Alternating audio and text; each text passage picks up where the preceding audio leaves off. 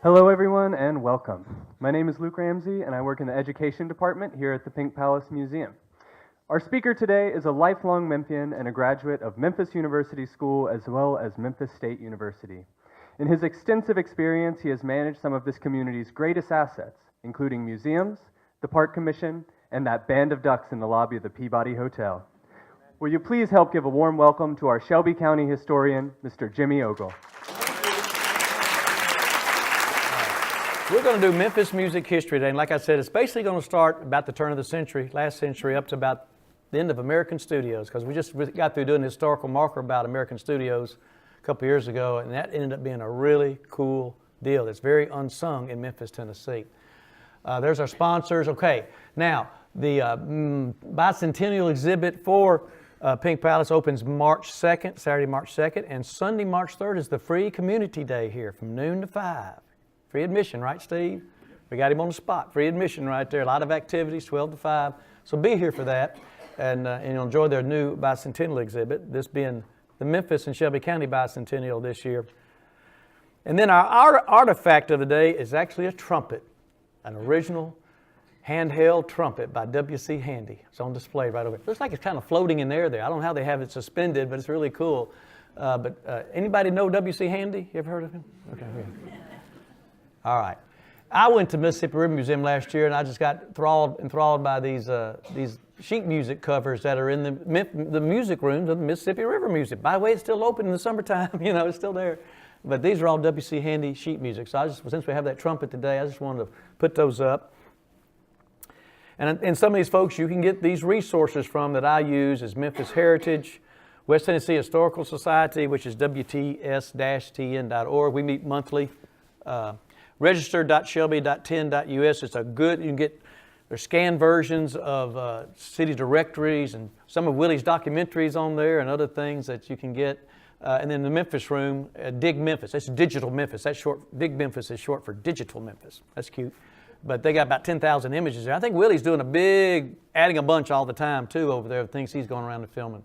Y'all remember that Sputnik, wasn't it? What they call it, Sputnik? They're popular and evergreen. It's called a rotosphere. 234 of these around the country, 1960 to 1970. That's one of the rare few ones left, but it's called a rotosphere. So I had to say that. Memphis is the home of the blues, birthplace of rock and roll. Since about 1991, that's been our tourism slogan. Until this year for the bicentennial, we decided to become home of the blues, soul, and rock and roll to really emphasize the soul of our city. And that's the big emphasis of the next 100 years is the soul of the city that you'll see.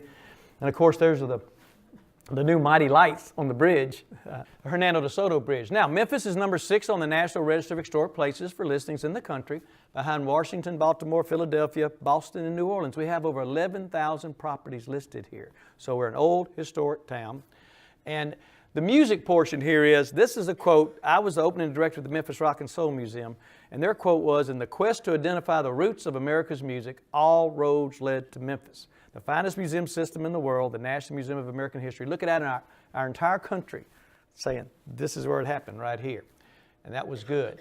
Also, Lieutenant George W. Lee, who was the mayor of Beale Street in the middle of the 20th century, his quote was, "Beale Street was the main street of Negro America, a mile of vice and commercial ambition, owned by the Jews, policed by the whites, and enjoyed by the Negroes." And that's kind of how it was business-wise. That's how the money flowed through there. And it was rough times. If you go to Preston Lauterbach's book, you go to Memphis going down, you go and read some stories in the 30s, 40s, and 50s that will, we were the murder capital, we were the cocaine capital. I mean, there's a lot of things going on at Beale that made it attractive to people come down, and party.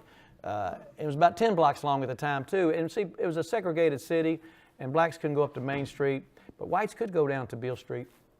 And enjoy some of those things as well.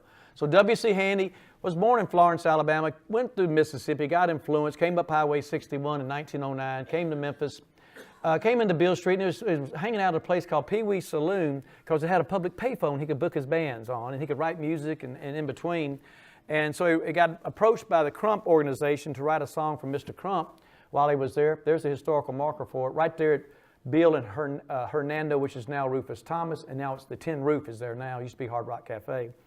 And he got approached by the Crump people about to write a catchy tune to bring attention to the man running for mayor. And that was in 1909.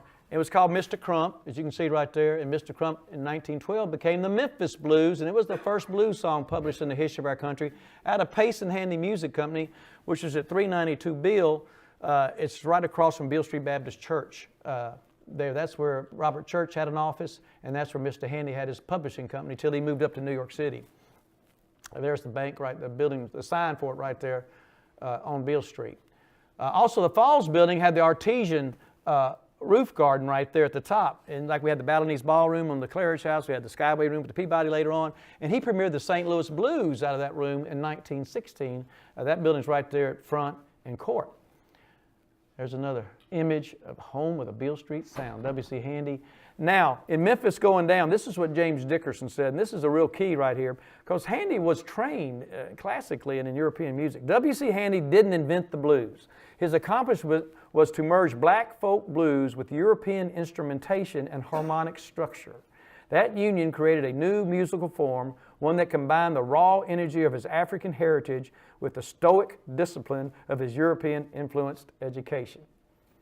He was glad to get away from home to go and play the blues, you know. And that's kind of what you got when W.C. Handy put it all together.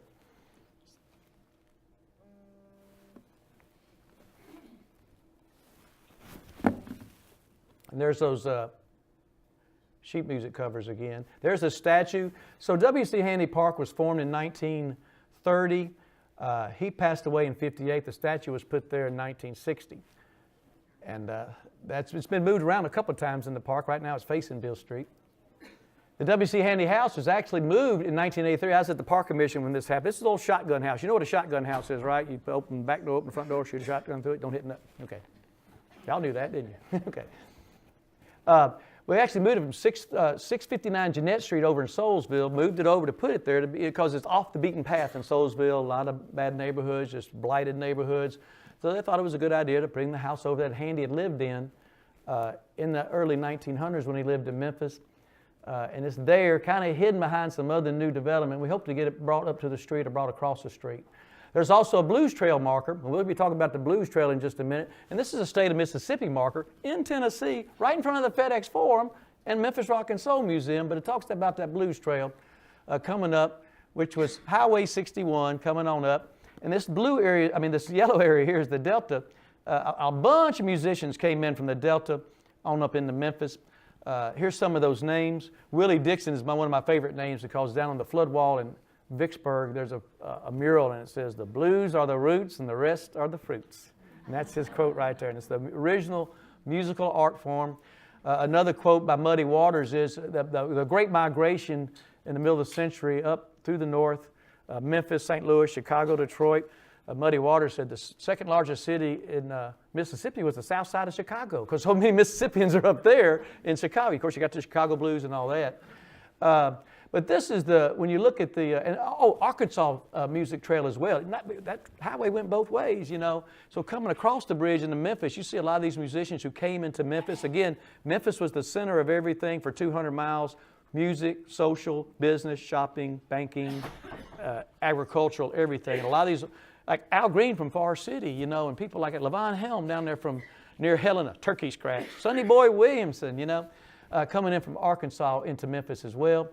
And so over by the National Civil Rights Museum right there at Main Street, looking down to Mulberry Street there, across the street right there at 423 South Main is the Blues Foundation. And there's a historical marker, again, a second one from Mississippi right at the Blues Foundation because they're the clearinghouse for about 200 blues societies and organizations around the world here in Memphis, a great organization. And these markers have a unique feature on the back, a lot of graphic details on the back as you go through, unlike some of the markers we do nowadays. You know, a little shape of a piano right there, a little patio. And there's the Blues Hall of Fame. Here's the sidewalk right here with records on it. And then, of course, you got in all the galleries inside, and of course, all the events, the Blues Music Awards, the education programs, the health care, and all that. And there's a sidewalk. And here is little Milton Campbell sitting on a park bench in Tom Lee Park with his Gibson guitar watching the Mississippi River go by.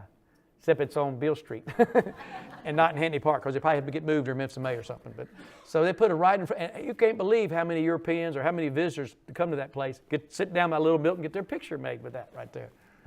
But it was inspired by Little Milton's Think of Me album, and it's from his friends at the North Atlantic Blues Festival in Rockland, Maine did that, not local folks, you know, it's just incredible. Bobby Blue Bland is right up the street there, right at MLG&W property across from Hotel Chisca. Bobby Blue Bland, born in Barrettville. He's in all sorts of Hall of Fames here. There's 2 historical markers out there on Barrett Road, right? Here they are right here. This is a Bobby Blue Bland that was dedicated there. There's a Paul Barrett marker there as well. But this is there's 2-sided marker there in Barrettville in the Rosemark area. And then we go skip to the 1920s music. We had this slide up the other day when we were talking about the 1920s.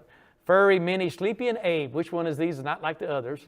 Ha, that was funny then. It's funny now, isn't it? But it's Abe, of course, who's Abe Fortas, who later on, a great fiddle player. Fiddling Abe, prodigy at age 13, went to Southwestern, went to Yale, got a law degree, and became a Supreme Court justice out of Pontotoc Street in Memphis, Tennessee.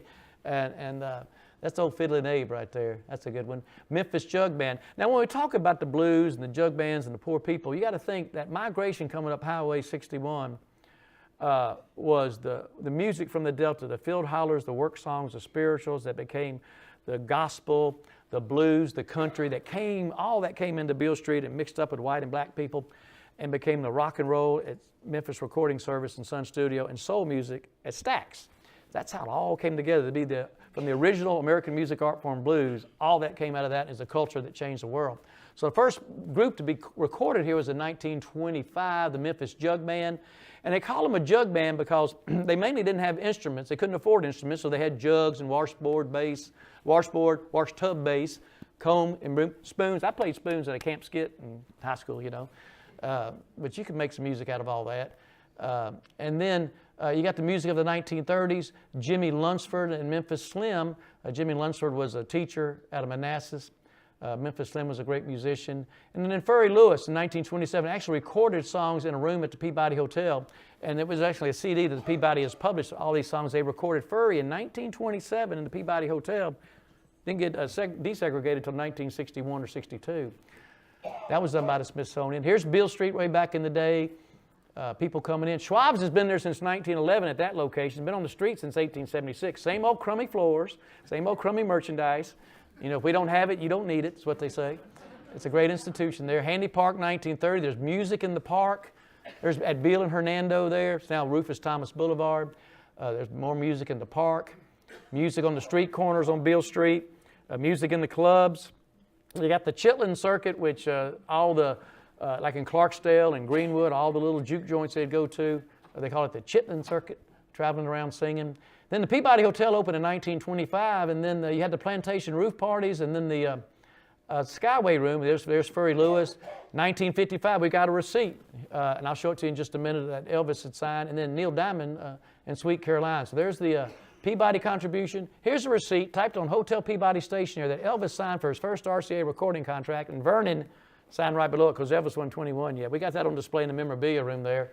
We say that in the narrative every time. Right there in the lobby, that was signed. Elvis recorded 10 songs at Sun, then went on to RCA, and then went on to California to do 33 movies in 10 years. Pretty good schedule. And then that's where it's on display right there. And then, of course, Neil Diamond was there in '69 waiting Elvis out at American Studios. So he wrote the words and the tunes for Sweet Caroline were written in the Peabody Hotel, recorded at American Studios later on. And that's a whole nother story right there. It's one of our favorite songs. Skyway Room in 1939 came along. It was known as the Regency Room at the time to start out with, but they had to have an indoor place on the roof. So it was one of 3 rooms in the nation to broadcast swing music over CBS radio network nationwide in the 1940s. New York, Los Angeles, Memphis. That's a pretty prestigious thing to say right there. Here they are. Here's some interior pictures. The big bands would play. The people would dance. It's a very nice room to this day. About 200 events a year in the room to this day. Guy Lombardo, Tommy Dorsey, Ted Weems, Andrew Sisters, Les Brown and the Band of Renown, the Glenn Miller Band, all those bands.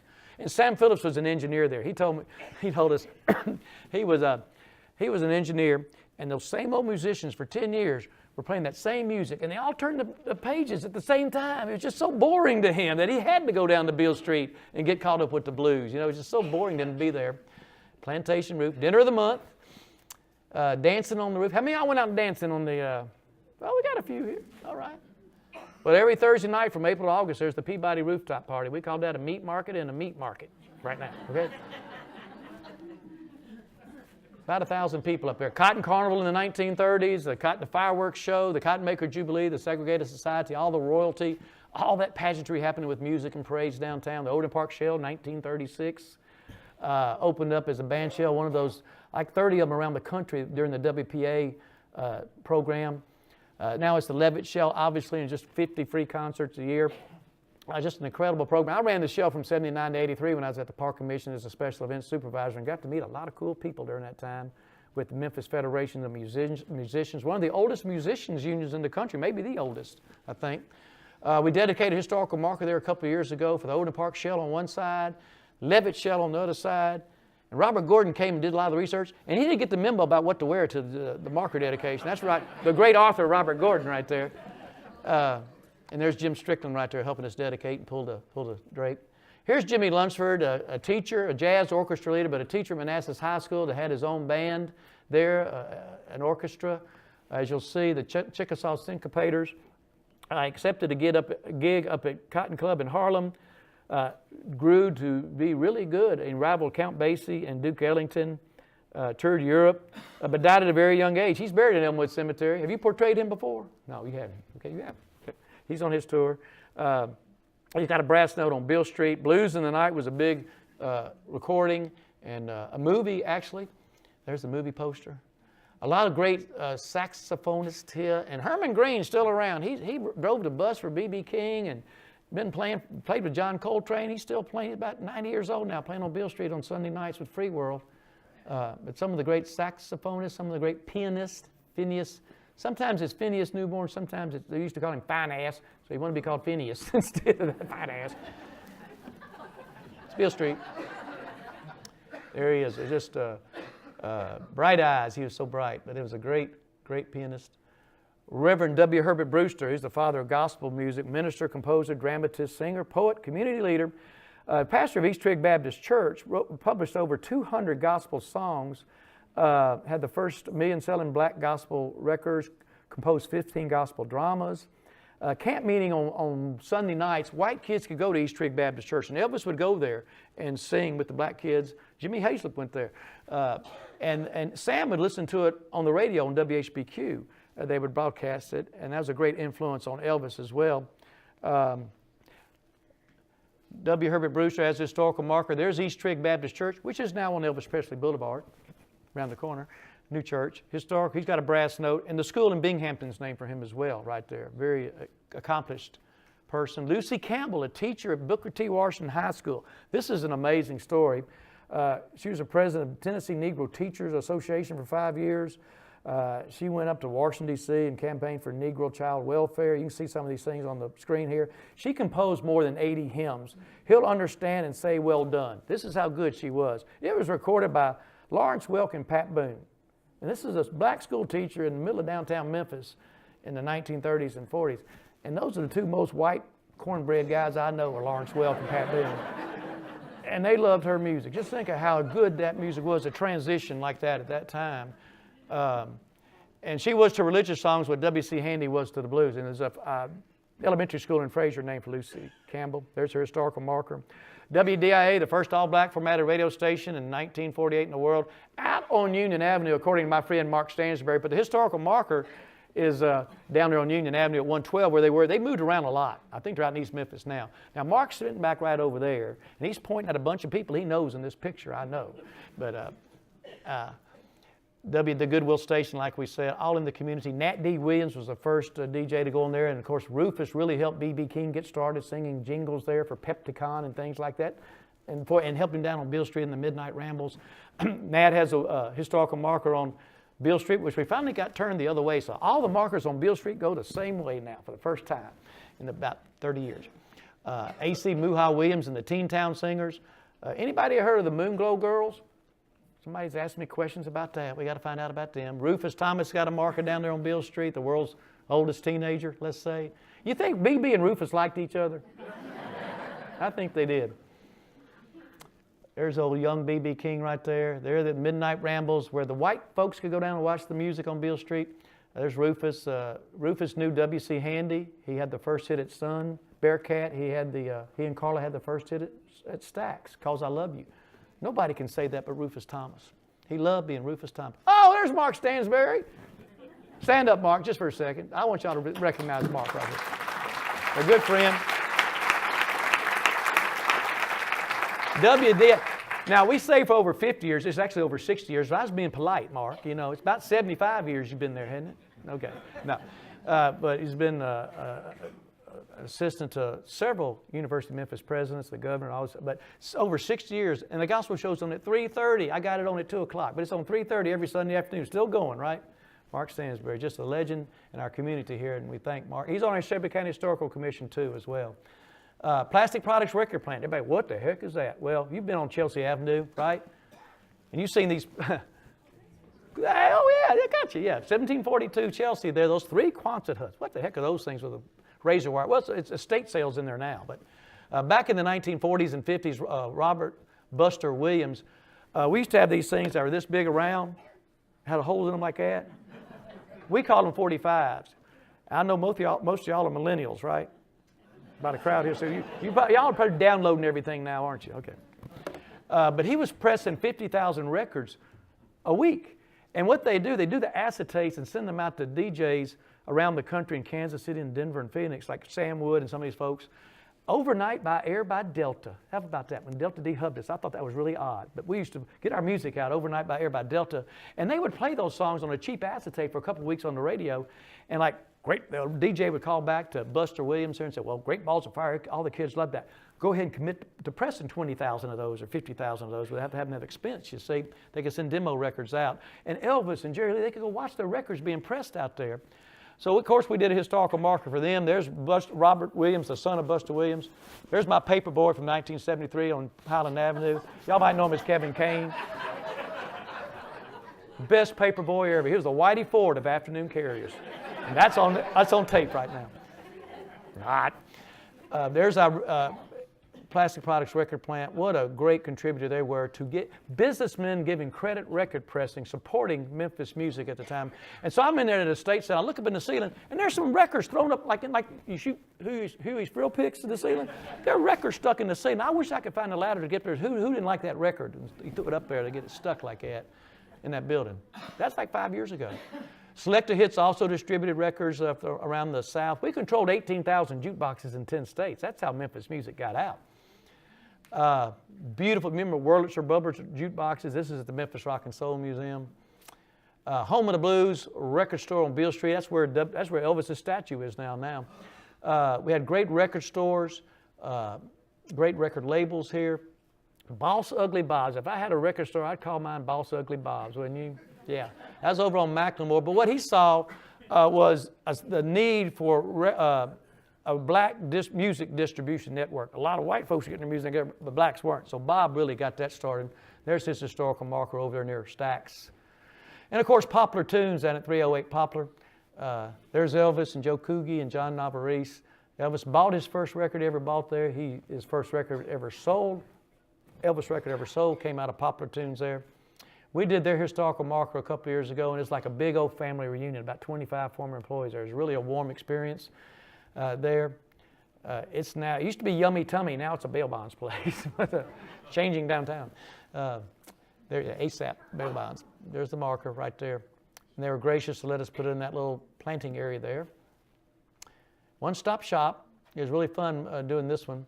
And then we, that same day, at 10 o'clock we did Poplar Tunes. At 11 o'clock we did Lauderdale Courts, where the Elvis family lived. You know, Elvis lived in 9 places in his life in Memphis. This was the 3rd stop. But right here at B.B. King Boulevard at 3rd Street, looking at the last building before you get on the expressway. And these are the 2 windows where Elvis lived. So what we did on that dedication day, during Elvis Week, of course, guaranteed about 500 Elvis fans for the dedication.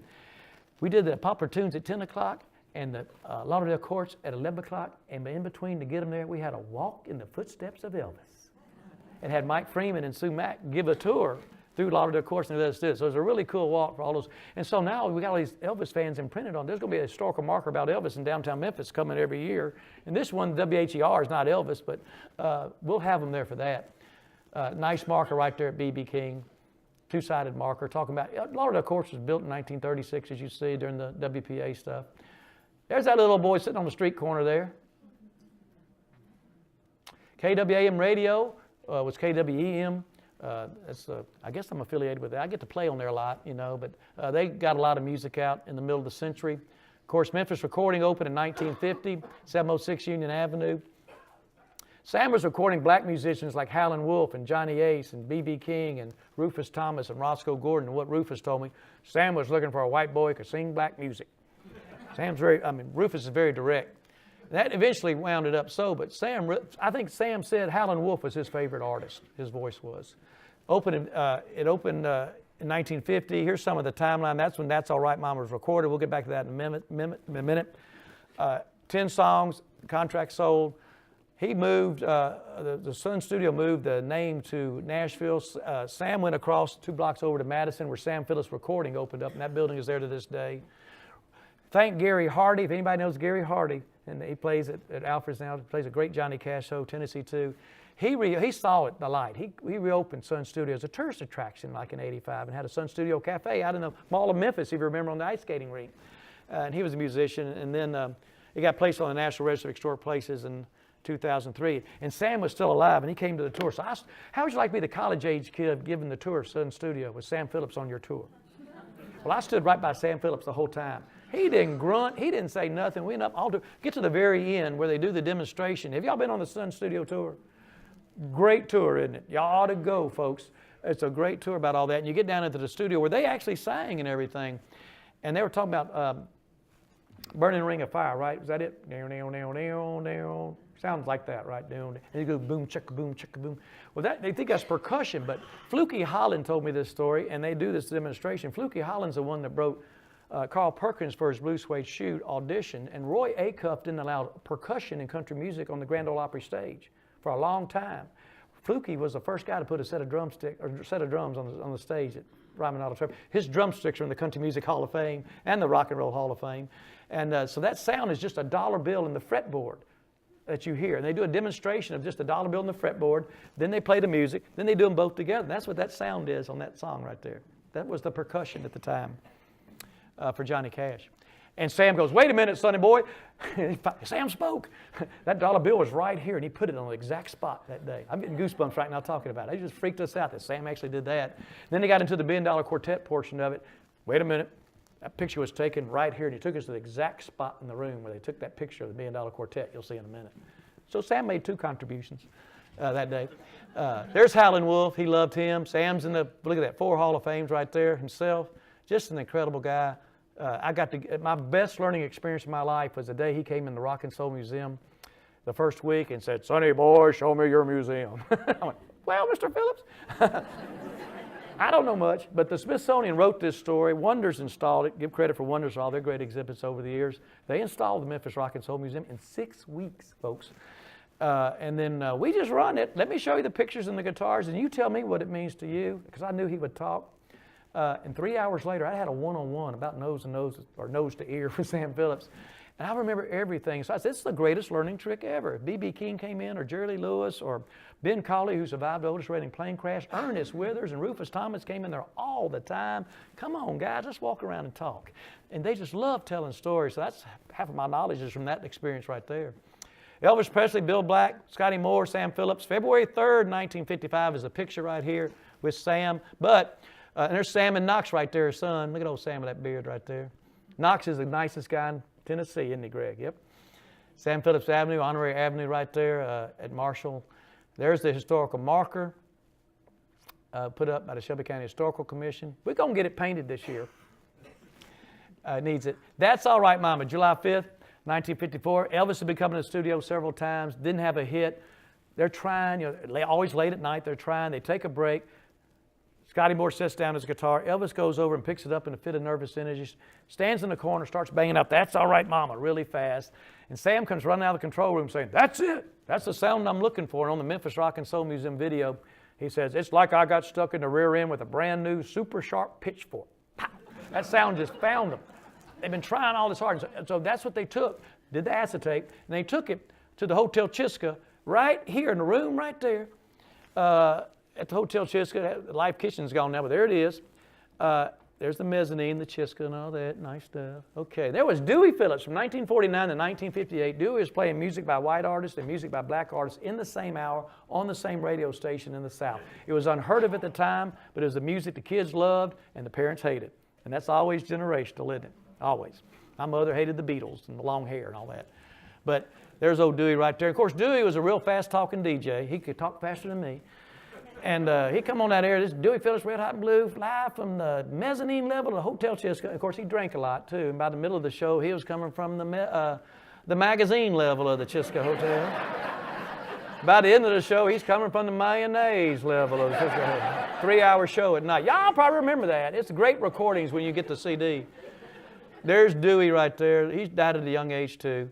In fact, folks, the name of Memphis is used in over 1,000 song lyrics, the most of any city name in the world, according to the Library of Congress and Billboard magazine. Now let's look at the Sun Studio roster. You see these names: Elvis Presley, Jerry Lee Lewis, Carl Perkins, Johnny Cash, Charlie Rich, John Fogerty. U2 even recorded here in the 1980s with B.B. King. And of course, Sam started out with Howlin' Wolf and Rufus Thomas and Ike Turner and Jackie Brinston, Little Milton, James Cotton.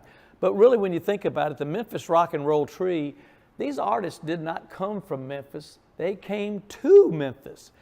From Florence, Alabama, W.C. Handy and Sam Phillips came from Florence, Alabama. Elvis Presley from Tupelo, Mississippi. B.B. King from Itabena, Mississippi. Jerry Lee Lewis from Louisiana. Al Green from Forest City, Arkansas. Johnny Cash from Dice, Arkansas. Carl Perkins from Tiptonville, Tennessee. Isaac Hayes from Brownsville, Tennessee. Tina Turner from Nutbush. You see, they came from all over, but they came to Memphis because this was a social, cultural, business, musical capital of the whole Mid-South area, and this is where things happened. So let's start with Elvis Presley, the king. He sold over 1 billion records, had over 150 gold, platinum, multi-platinum albums and singles, made 33 movies, had a Grammy Lifetime Achievement Award at age 36, 18 #1 singles in a 13-year period of time. Of course, when he appeared on on Ed Sullivan Show on September the 9th, 1956, about 80% of the TVs in America were tuned into that. That's like triple Super Bowl numbers now. Of course, they made a famous visit to President Nixon in the White House in 1970 to give him a little firearm license there because he thought he'd be the next king that would be assassinated after the Kennedys and Dr. Martin Luther King, you know. He's in the Rock and Roll, Country, Gospel, Rockabilly Hall of Fame. Elvis.com is his website. Here's the picture of Elvis there with Richard Nixon, a couple of iconic Americans in the 1970s. Picture of him on the Ed Sullivan Show. There's Scotty Moore and Bill Black. Of course, when he was on TV, they wouldn't show him only but from the waist up. Funny story about this outfit he was wearing is on Mr. Lansky. He'd gone into Mr. Lansky that summer and said he was going to be on TV, but he had a problem. He didn't have a thing to wear. And Mr. Lansky asked him what television show he was going to be on. He said the Ed Sullivan Show. So Mr. Lansky picked out this real nice plaid jacket there. Made him look kind of all-American collegian look. And there's, of course, Bill Black and Scotty Moore and DJ Fontana there with him on the stage. Here's several other cameo pictures of various Elvis things in his Army uniform on the Zippin' Pippin. There's the Herald, which is a class of 1953 annual for Humes High School. His favorite ride was the Pippin there at Liberty Land. Often he would rent out Liberty Land, or let's say at the time Mid-South Fairgrounds, after midnight so he get the privacy of enjoying the park alone. Elvis has left the building, a great statement. That wasn't made in Memphis. That was made by Horace Logan down at the Shreveport Municipal Auditorium on December the 15th, 1956. Elvis, of course, at that time, still kind of mid-card, wasn't the headliner yet. And everybody, they started learning that about that time. You don't want to follow Elvis because the people are screaming and crazy. The person coming on after Elvis never got any attention, so Mr. Logan had to go out there and finally say, Elvis has left the building. And that's often repeated all over the world. Of course, he died in 1977. Here's the newspaper headline: Death captures the crown of rock and roll. Elvis dies of apparent heart attack. A lonely life ends on Elvis Presley Boulevard. And that's just one of the better headlines. That's out of the Memphis Press Cemetery. Thousands of people paid their respects. There was over 1,000 arrangements of flowers. Over 100 flower trucks were used that day to get the flowers down to Forest Hill Cemetery. Sam Phillips recorded Elvis, Dewey Phillips played Elvis, and Bernard Lansky clothed Elvis. Together they changed the world. That's a quote by Jerry Schilling, one of Elvis's good friends from high school, author of a great book about me and a guy named Elvis, his lifelong friendship with Elvis, playing football over at Guthrie Park and following him all around California to the movies, to Las Vegas. You can see by these pictures, Jerry's hair never changed, still hadn't to this day.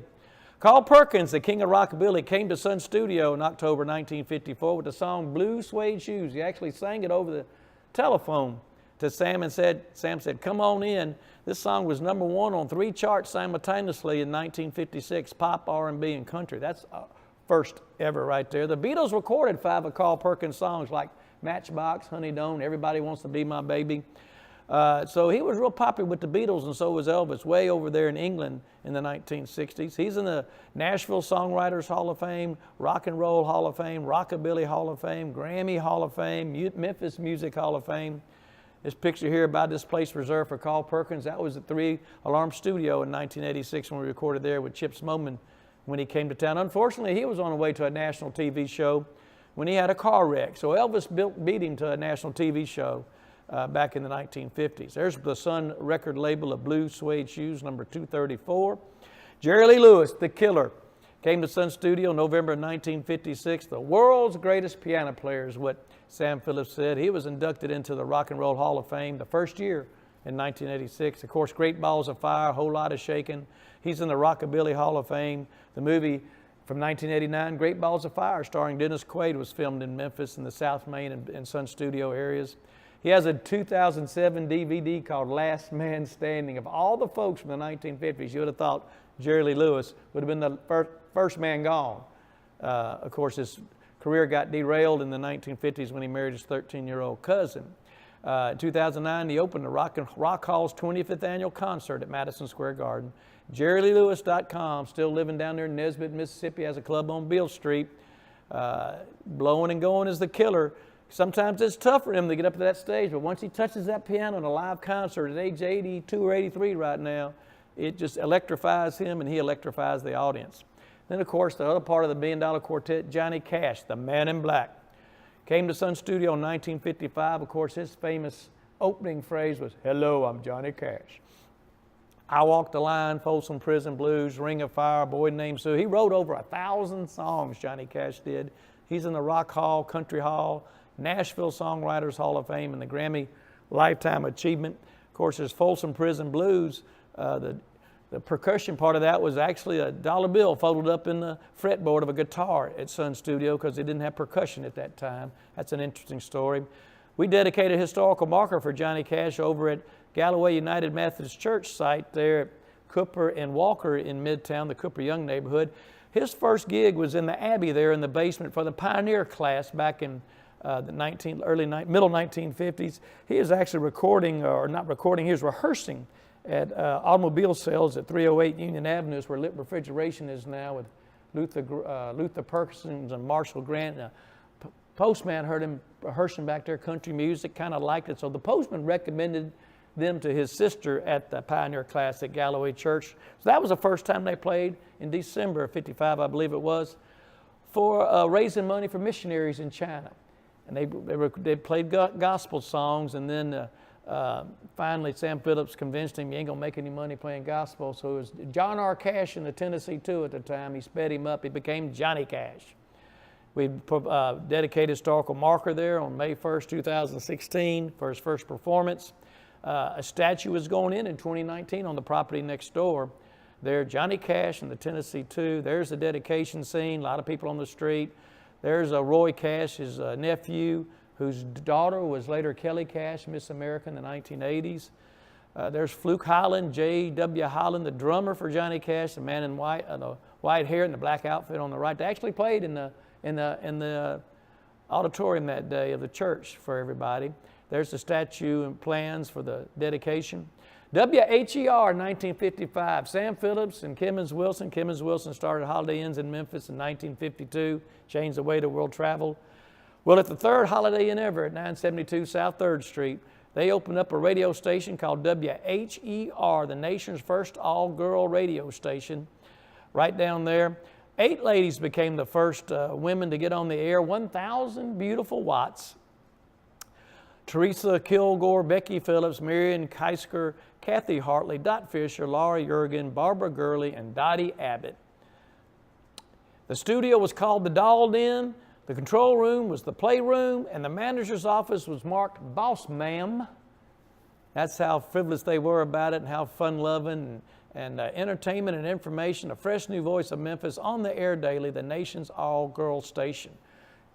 Music got to television. Wink Martindale with Talent Party and Dance Party in Memphis in the 1950s. Wink came out of Jackson, Tennessee, went on to California to have a career there in radio and TV. But Talent Party was very popular. WHBQ Cuties, here's a picture of George Klein, who succeeded Wink Martindale. George Klein being a buddy of Elvis Presley and a great DJ in his own right in Memphis over the years. In fact, the first black performer to play on television in Memphis was on Talent Party with George Klein. That was Fats Domino, who was in town at the auditorium that year. I believe it was 1957, recording or having a concert at the auditorium. And George convinced him to come on down and get on TV. Fats Domino. There's old George Klein. Elvis paid for his nose job. That's what that picture's all about. But he wrote a book called Elvis, My Best Man. And George was the best man at Elvis's wedding. And I think Elvis was the best man at George's wedding, the only wedding Elvis was in as a best man. But they had a great friendship. And George, of all the mafia, all the high school friends, all the longtime friends, George was the most loyal, most straight up about Elvis, most protective of Elvis' life as well. A great Memphian, George Klein. Blackwood Brothers, 8 Grammys. They were nominated more than anybody else in the history of the Grammy Awards, 29 times for a Grammy. He'll Understand and Say Well Done was a music written here in Memphis, a song written here in Memphis. Here's Beale Street in the 1950s and 60s. Of course, Lansky Brothers Clothing Store opened there in 1946. They were selling Army surplus merchandise there at the corner of 2nd and Beale. That's where the Hard Rock Cafe is now. And Mr. Lansky, because we had 92 passenger trains a day coming into Memphis down at the 2 train stations, so why not sell Army surplus merchandise? Then he saw the black and white kids coming into Beale Street at field hollers and work songs and spirituals became the blues, the country, and the gospel that came into Beale Street. That eventually became rock and roll at Stun Studio and soul music at STAX Records Recording Company. So Bernard Lansky saw them kids digging that music on Beale Street. Elvis was one of those kids all interested in it, and one day he came walking by. Mr. Lansky said, "Come on in, son, and buy you some clothes." And because Elvis had seen the clothing that Mr. Lansky had in the window, Mr. Lansky had gone to the East Coast and West Coast and intentionally bought some bright clothing, thinking if those musicians wore the bright clothing and the kids loved their music, well, then the kids are going to come buy that clothing, and that worked because Elvis was one of those kids that dug that music and dug that clothing and started looking in there. And he came in that day, and Mr. Lansky said, "Come on in, son, and buy you some clothes." And Elvis said, "Well, Mr. Lansky, I don't got any money, but when I get some money, I'm going to buy you out." Mr. Lansky said, "Don't worry about that, son, so long as you buy from me." And he gave him credit clothing, extended that, and their relationship lasted for 20 years. Lansky Brothers Clothier to the King. Here's a historical marker placed there at the corner of 2nd and Beale in 2011. In 1981, the Lansky Brothers store actually moved over to the Peabody Hotel. Here's Elvis on the stage there on September 9th, 1956. The top middle jacket is a Jailhouse Rock jacket. There's a jacket he got married in. These are clothes that are being sold still this day at Lansky Brothers. There's Hal Lansky with selling one of the jackets. There's a pink leather jacket with a fur collar in the 1970s. Lansky Brothers had a full-time furrier on staff in the 1970s. Probably the only clothing store in America to do that, and they have a historical marker too. That's very rare. Lansky Brothers Clothier to the King is the book about the relationship between not only Elvis and Mr. Lansky, but all the other stars that came in there. Here's a picture with Elvis with his left hand on Hal Lansky's shoulder. Hal's about 9 years old in that picture now, and Hal operates the store in the Peabody Hotel as Bernard Lansky passed away in 2012. Look at all the guitars on the walls and there in the main room of the clothing store of artists from all over the world, from all genres of music, from way back in the 50s, Johnny Cash and B.B. King, to Bob Seger and Tom Petty and Dave Matthews Band and Hootie and the Blowfish. Guitars all over the place. This is a virtual museum to go into this clothing store there. There's George Klein and Bernard Lansky and Jimmy Ogle right there, one of my favorite pictures. The Two Kings is a picture taken in 1955 at Ellis Auditorium by Ernest Withers. This was taken right there when Elvis was 20 years old, B.B. King was 30 years old. Who would have thought that 50 years later, both these men would have been immortalized with statues just 2 blocks away at the Tennessee Welcome Center there on Riverside Drive. The Two Kings of Memphis, Elvis and B.B. King. In fact, we have an intersection of King and King in Memphis, Tennessee, probably the only city to have one of those.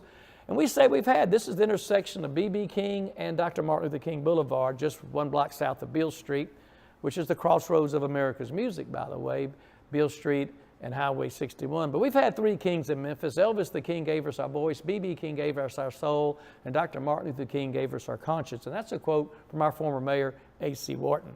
B.B. King, of course, from Itabena, Mississippi, or a little small town past Indianola, which is a little small town past Greenwood, on down there in the Delta. Beale Street Blues Boy, that's what B.B. stands for. He was coming up through Arkansas, playing at a juke joint one winter day in Twist, Arkansas. They had a potbelly stove in there to keep warm. 2 guys got in a fight over the waitress. Somebody knocked over the potbelly stove, the place caught on fire, everybody ran outside, but B.B. King remembered his guitar was inside there. So he ran back in this burning building to save his guitar because he knew that was his ticket to Memphis. That's the only thing he had. And it turned out the name of the waitress they were fighting over was Lucille, the name of his guitar. He became a DJ in Memphis, did Pepticon commercials. Rufus Thomas helped him. He was one of the DJs there at WDIA as well. Rufus was an MC at the talent nights on Beale Street and always got BB in those talent contests, the Midnight Rambles down to Palace Theater. BB performed over 15,000 times in his career in 52 years. He opened his club on Beale Street in 1991, and that's really got the renewed Beale Street over the hump. It was struggling in its first 10 years of operation. There are other clubs in other cities around the country. Number 3 all-time guitarist, according to Rolling Stone magazine, has been awarded 15 Grammys, a Grammy Lifetime Achievement Award, 2006 Presidential Medal of Freedom, Rock Hall, Blues Hall, great museum down there in Indianola, Mississippi, the B.B. King Museum and Delta Interpretive Center, opened in 2008. B.B. would play. Sometimes his legs couldn't stand it. He had to sit down, but his fingers and his arms and his lips all moved. He could still play that music. There's a band with B.B. King, the bench out in front of his club in Memphis. STAX Recording Company opened in the late 1950s out in Brunswick, Tennessee in northwest Shelby County under the name of Satellite Records. They were opened by a white brother and sister by the name of Jim Stewart and Estelle Axton. Got sued for the name Satellite by a record company in California. So they bought the Capitol Theater down there at 926 East McLemore Avenue in South Memphis and changed the name to STAX. The first 2 letters of the last name, the ST of Stewart, the AX of Axton. STAX. Jim Stewart and Estelle Axton. Rufus and Carla Thomas had the first #1 hit there, Cause I Love You. The Marquis hit last night. Booker T and the MGs basically became the house bands, had great songs like Green Onions. Otis Redding arrived in 1962. Rufus Thomas had Walking the Dog, an old jump rope song, 1963. Sam and Dave, Soul Man. There's the old Capitol Theater. It's now the STAX Museum of American Soul Music, so they have some of these old pictures in there of when it was the Capitol Theater. Here's the Smoking in Bed Will Never Flame Proof. That's a Fire Prevention Week thing there in the 1950s. There's the historical marker there in front of the renewed and rebuilt museum building. It got torn down in 1989. Here's Ben Cawley, the only survivor of the Otis Redding plane crash, paying a tribute there when the historical marker was placed in 1991. On the site, the STAX roster, Otis Redding, Isaac Hayes, Sam and Dave, Booker T and the MGs, Wilson Pickett, the Barkays, Rufus and Carla Thomas, Eddie Floyd, Johnny Taylor, Luther Ingram, Richard Pryor. The #1 song all time out of STAX was Gene Knight, Mr. Big Stuff. They released over 800 singles, 300 albums, 167 top 100 songs on the pop charts, 8 Grammys, 1 Oscar. The Oscar was Isaac Hayes. With 200 employees, STAX was the 5th largest African-American business in the United States in the 1960s. Recording was the #3 industry in Memphis at that time in 1973, and Memphis was #4 in the world in 1973 in recording with Sun and STAX and High and American Studios. Here's an old picture there on STAX. There's Booker T and the MGs hanging out. The 2 middle guys there, the 2 end guys there, Duck Dunn and Steve Cropper. In the studio, blacks and whites working together, making the greatest music ever heard in the history of the world at a time when they couldn't go to a lunch counter together, swim in a public swimming pool together, go to a public movie theater together. That was STAX. Isaac Hayes and David Porter were two of the great songwriters. One of their great songs, they're in the studio late one night, things weren't going right. David took a break, went to the restroom. Isaac got impatient and said, "Come on, David, come on, David." David comes out of the restroom going, "Hold on, I'm coming. Hold on, I'm coming." That's how that song got written. It's an old restroom song. That music just found them. Otis Redding, Sitting on the Dock of the Bay. Oh, so many songs Otis did. The Barkays were his house band. Jimmy King, Carl Cunningham, Phelan Jones, Ronnie Caldwell, and Ben Cawley. Basically high school kids out of Booker T. Washington High School in the neighborhood. Couldn't travel during the week, could only travel on the weekends. Of course, their big song was Soul Finger. Isaac Hayes, Black Moses. Of course, the Barkays went down in the plane crash with Otis Redding on December the 10th, 1967. Isaac Hayes, Black Moses. There he is with the chains on. Born in Covington, Tennessee, moved to Brownsville, came to Memphis from Brownsville, graduated from Manassas High School. Some of his first gigs were at Curry's clubs there on North Memphis up on Thomas Street, backed by Ben Branch's house band. There's the historical marker at Manassas High School, Memorial Highway. You don't know like I know, Soul Man, with Something Is Wrong with My Baby, Hold On, I'm Coming. Hot Butter Soul was a great album, 1969. He wrote the soundtrack for Shaft. He was the first African American to win an Oscar and a Grammy for Best Motion Picture Soundtrack, and that was for Shaft. So he was later the voice of Shaft. So he went from Shaft to Chef into the Rock and Roll Hall of Fame. Black Moses, Isaac Hayes. Sam Hicks and Dave Prater, they're in the Rock Hall, Grammy Hall, Vocal Hall between 65 and 68. Consecutively top 10, 20 singles, and 3 top 10 albums. 13 straight appearances on the chart in a 3-year period of time. Soul Man, Hold On, I'm Coming. I Thank You, When Something's Wrong with My Baby. Little Milton, B.B. King out of STAX, the staple singers. Carla Thomas, B.A.B.Y. Baby, my favorite song out of STAX. Gee Whiz, Booker T and the MGs, back so many bands. Their soundtracks are all over the world in movies and TV shows, commercials. Watts STAX, here's old Rufus at Watts STAX. Memphis took their entire roster out there to Watts in 1972 during those tough times. And there's old Rufus in his go-go boots and his hot pants going, 100,000 black folks here in this football stadium and nobody been shot yet. That's the effect Rufus would have on people. He could say anything, anywhere. Rufus is the only person I know that knew W.C. Handy. He had the first hit at Sun, Bearcat, and he and Carla had the first hit at STAX, Cause I Love You. Nobody can say that but Rufus Thomas. There's Jesse Jackson, Al Bell there on the stage at the Watts STAX. STAX closed in 1975, went into ruin, torn down in 79, but reopened in 2003 as the STAX Museum of American Soul Music, one of the finest music museums in the world. The opening film is worth the price of admission alone. They started a music academy and a charter school there. It's been very successful in the neighborhood in getting those kids into full college scholarships. In that same neighborhood of Soulsville is 406 Lucy Avenue, Aretha Franklin's birthplace. She lived in Memphis for 2 years. It's not in real good shape now. The city did put a historical marker there to identify her birthplace, and now the house is undergoing a lot of speculation, let's say, for redevelopment or relocation as the birthplace of Aretha Franklin. Her father was a preacher who got transferred to Detroit, so she performed her songs up there at Motown. Aretha Franklin, the Queen of Soul. First Memphian, really born Memphian on the cover of Time magazine. The other two Memphians were Ed Crump and Kimmons Wilson. They weren't born in Memphis. This is in 1967. Al Bell, he's one of the general managers and presidents of STAX. He came back and saw that facade we saved, won't have a picture made with it. I was proud to get my picture made with Al Bell. And they recognized us for saving that one piece. That's the only original piece left back in STAX. You walk by it every day when you walk into STAX. And the maintenance crew of Mud Island got full credit for that in 1989. The Memphis Horns, Wayne Jackson and Andrew Love, Wayne on trumpet, Andrew on sax. An incredible record of achievement. The Memphis Horn sounds are heard everywhere. 116 top 10 records, 83 gold or platinum albums, 15 Grammy award-winning records. He's buried in Elmwood Cemetery. Al Jackson is. Soulmates, best friends, peas and carrots. It was a magical mystery tour. They're on YouTube, Peter Gabriel, you name it, all the songs at STAX, all the songs at Royal. Here's some of the STAX family there. That's old Jim Stewart right there in the front row, middle, Deanie Parker, gosh, Steve Cropper. There you go, great group, Larry Dodson. Estelle Axton with Soul Man, May 3rd, 1968. What a great song Soul Man is.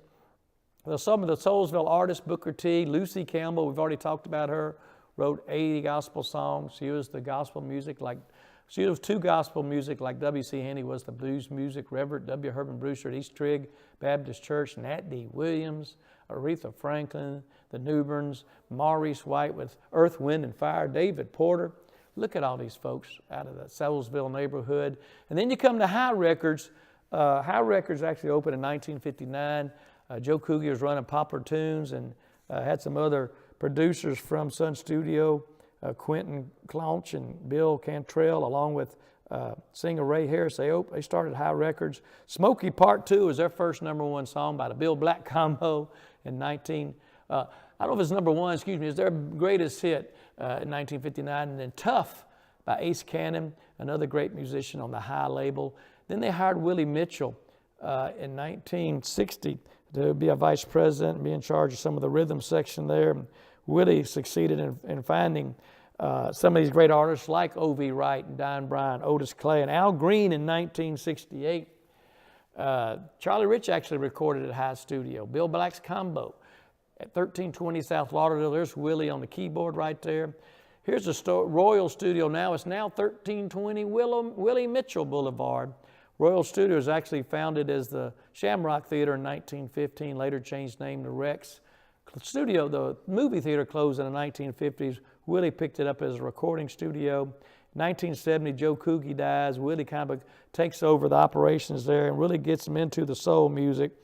With Al Green, it's, Tired of Being Alone, Let's Stay Together, I'm So Tired, Call Me. Again, Ann Peebles, Don Bryant, Syl Jackson, the Bill Black Combo, Otis Clay, O.V. Wright, Al Green, distributed by London Records. And then the label used the house backing band of local musicians, the high rhythm section, the Hodges brothers, along with Howard Grimes as the drummer. Active to this day, Boo Mitchell operating it's got a historical marker in front of it. 2 years ago, 2017 or so, #1 song in the country, Uptown Funk by Bruno Mars, was produced out of High Records. Here's Al Green, Ann Peebles, I Can't Stand the Rain. Tina Turner did some recording there in her early years. If you go up Interstate 40, about 56 miles up by Brownsville, you have Flag Road School there right next to the West Tennessee Delta Heritage Center, right behind the McDonald's, along with Sleepy John Estes House, a great stoppage. You can see a lot of Tina Turner memorabilia there from Flag Grove School. I was lucky enough to be able to coordinate book signings at the Memphis Rock and Soul Museum in the early 2000s for Al Green and for Isaac Hayes. That was a good experience for me. You get over to the Beale Street Marketplace and Cold Storage Plant at Handy Park, then Bill Avenue. You can see B.B. King playing there in his short shorts. Well, you thought old Danny Thomas came to Memphis to open up St. Jude Children's Research Hospital. When he got here, he saw where the name of Beale Street had been kind of rudely changed to Bill Avenue by some of those white politicians. So he wrote a song called Bring Back Beale Street. He didn't think that was right, and had it put in 2,000 jukeboxes around the Mid-South. He performed it at some of his fundraising concerts. He put the pressure on the city commission to change the name back to Beale Street, and lo and behold, they did. There's Mayor Frank Toby. That's not a real gun, but there's Mayor Frank Toby scratching out avenue for street ceremoniously there. And that's the only east-west street in Memphis. All the streets run north-south and all the avenues run east-west. Thank you, Danny Thomas. But he did open St. Jude Children's Research Hospital in 1962, the first integrated hospital in Memphis, because he received patients regardless of race, creed, color, nationality, or ability to pay. Another great artist on the soul and the scene in the 1960s, Sam the Sham with Wooly Bully. Made it all the way to #2 in June of 1965. Went platinum, certified gold in 1965. Rick Dees came out of Memphis, a DJ, had a novelty song called Disco Duck. That was the last #1 out of Memphis, and that was in 1977. When he did that, for 40 years we didn't have a #1 song. Miss Axton helped produce that song, but He played it on his own radio station, which violated the rules, so he got fired. He went to L.A., became Rick D's Top 40. But there you go, Disco Duck, #1, October 1976, went platinum. We had some great radio station call letters. WMCA from Memphis Commercial Appeal is actually started in 1923 as a public service of the Commercial Appeal newspaper. So our afternoon newspaper had to get a radio station. WMPS for Memphis Press Scimitar. WREC was Wooten Radio Electric Company, formed by Hoyt Wooten. He owned a radio company. Then he got into the radio business, radio station business, let's say, to sell those radios. WHER, you heard about them, the first all-girl radio station. WLOK was the first black-owned radio station in Memphis in 1977, owned by Art Gilliam, who bought it from the OK Broadcasting Company. So he honored them, the white people, for selling it to the black person. WDIA, Bert Ferguson and John Pepper, the first all-black formatted radio station in the world in 1948, named for Diane Pepper, John's daughter, Diane. And of course, WHBQ, in those days, in the 50s and 60s, they didn't have the cartridges or the cassette tapes for all the commercials and jingles, so they had live quartets in there. So they say, we have better quartets. That's what WHBQ stands for. Here's some of the old ads right here, DIA, LOK, MPS. There's WLOK. It's down there on South 2nd Street in the heart of South Main, right behind the National Civil Rights Museum, right behind the Blues Hall of Fame, near Beale Street, near Claiborne Temple, right in the whole heritage area right there. WLOK, black radio that most blacks listen to most of the time, they say. WDIA, the great performer. And then American Studios from 1962 to 1972 at the corner of Chelsea and Thomas. American Studios, Chips Moman and the Memphis Boys, they charted over 100 songs, 26 gold singles, 11 gold LPs in that time frame. Neil Diamond, Sweet Caroline, Dusty Springfield, Son of a Preacher, B.J. Thomas, Hooked on a Feeling, Alex Chilton with the Box Tops with The Letter, Joe Tex, I Got You, Skinny Legs and All. What a great song. The Gentrys, Keep on Dancing, King Curtis, Memphis Soul Stew, Merrily Rush, Angel of the Morning, James and Bobby Purify, Shake a Tail Feather. Paul Revere and the Raiders, Going to Memphis. It's Petula Clark, Memphis. Sandy Posey, Boner Woman. The last song recorded there was Danny O'Keefe, Good Time Charlie's Got the Blues. Alex Chilton was a 10th grader from Central High School in 1967 for The Letter. That was Memphis's first #1 in those charts at that time. A 10th grader's voice, imagine that. Elvis Presley was at American Studio in the 1960s. Elvis recorded 10 songs in the 1950s at Sun, then Sam sold his contract to RCA. On a piece of paper, a receipt was on Hotel Peabody Stationery on November the 21st, 1955, in the lobby of the Peabody Hotel. Elvis goes to California, performs or acts or creates 33 movies in 10 years, and then goes to Las Vegas. 1960, here comes the British invasion across the country. Elvis feels kind of lost out there in Las Vegas, lost contact with Memphis. Marty Lacker and George Klein convinced him to come back to American Studio there at Chelsea and Thomas in his old neighborhood where he went to Humes High School and played football at Guthrie Park. They had the Memphis Boys, the house band was great, had a great sound, and you saw by those numbers I mentioned before that. So Elvis comes back in January '69, records 36 songs in 12 days, as only Elvis could do. Don't Cry Daddy, Kentucky Rain in the Ghetto, Suspicious Minds. Mark James wrote Suspicious Minds. That sold over 40 million copies. He did 2 albums, 2 million selling albums, Elvis in Memphis, from Memphis to Las Vegas. And that's what really brought Elvis back. There's Elvis and Chips right there in the studio.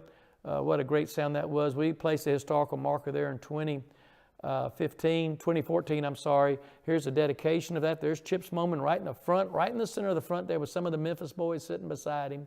They're a great dedication that there. Oh, happy Chips Moman. Happy to be back in Memphis that day. You can see by that smile on his face. Looking over at the building that's now a Family Dollar store. Chips was in town in 85 and 86. Here's Chips on the bottom left-hand corner with Ringo Starr there. I got to meet a Beatle. Got my picture made with a Beatle, the ugly Beatle, but Ringo no less. A great Beatle who recorded with Chips in the 1980s in Memphis. There's a class of 85 reunion that they did. And then here's a great old picture here of the line in the MGM movies. I always like to close with this. That's the line from the Memphis Zoo. And look at those guys just standing right in front of him. He's going Memphis, Memphis. No, not really. He's just going roar, roar, roar, roar. Even I can't get Memphis out of that. At the end of all, the home of the blues, birthplace of rock and roll, cradle of soul, crossroads of America's music, the home of the independent spirit. We're the center of the known universe, Memphis, Tennessee. There I am.